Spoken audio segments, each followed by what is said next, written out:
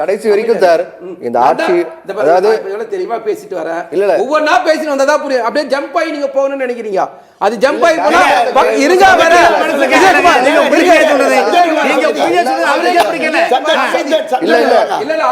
எந்த அடிப்படையில முதல் கையெழுத்து நீட்டு விலக்குன்னு சொன்னாரு? ரகசியம் என்ன? இந்த ரெண்டு கேள்விதான் இப்ப எல்லாரும் கேக்குறாங்க. பிஜேபியும் கூட்டணி இல்ல, ஆனா ராமனும் விஜயகுமாரும் கூட்டணி. நான் ரெண்டு பேரும்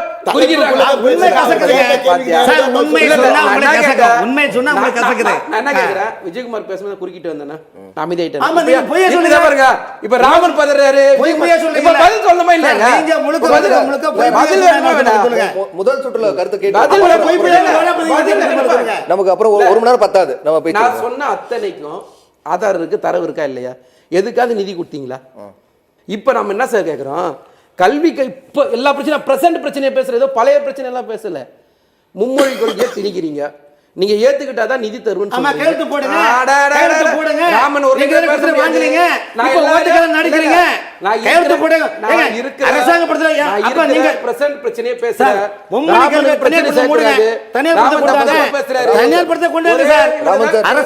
இருமொழி கொள்கை, மும்மொழி கொள்கை தனியார்படுத்த வேண்டாம், மூடுங்கன்னு சொல்லுங்க.